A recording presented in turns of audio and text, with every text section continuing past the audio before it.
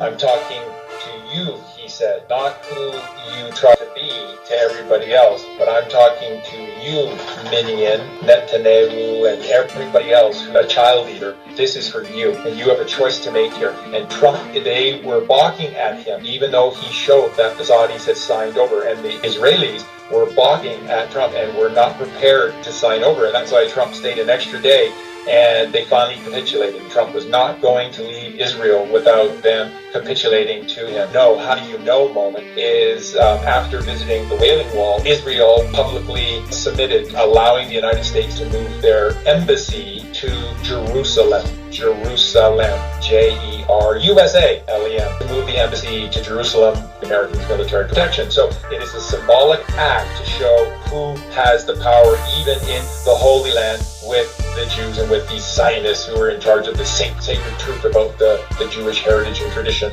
That's why it was done. It was only done for one reason, just to be a symbolic act to show those who had eyes to see it that Trump had now taken down Israel. They submitted. Step number 2 of the journey completed. Saudi Arabia, Israel on board. So where will he go next? Who are the 3 big players? Saudi, Israel, and then the Vatican. Days later, he shows up at the Vatican. He presents to Pope Francis a massive, apparently the folder was absolutely huge, handed it over to them, said, yeah, take your time, but have a look-see, put your red shoes on. Apparently Trump kept making little digs at Pope Francis about his red shoes. Yeah, you might want to put your red shoes on when you look at all of this stuff. You might want to wear your red shoes when you come back and give me your answer. That's what Trump is saying. I'm not leaving here until you sign some documents for me, and we're going to get to why that was. It took the Vatican that night, and the next day, they capitulated to Donald Trump. And there is a very famous photo in that summer of 2017 with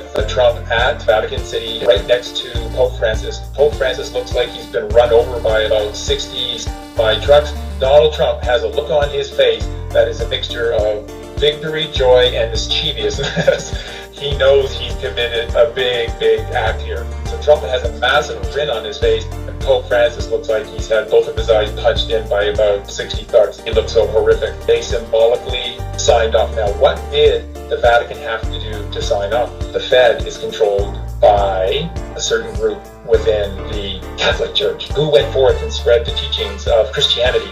The Jesuits, because they're holy men. No. The Jesuits are the real mafia, my friends.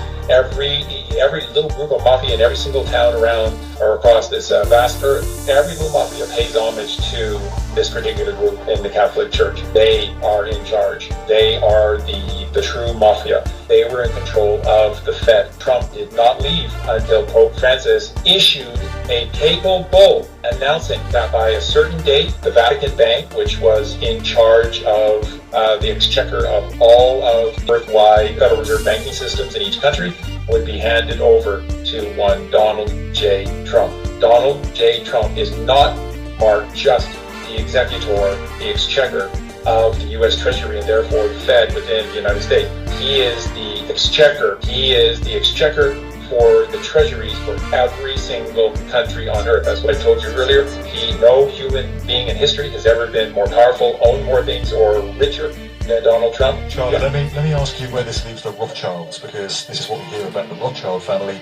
They are said to be in control of the central banks in every country around the world. So where are they left in all this? Brilliant question. Because at this meeting, that cut the legs off at the knees of the Rothschilds in London. So London was the financial arm of all of this. Washington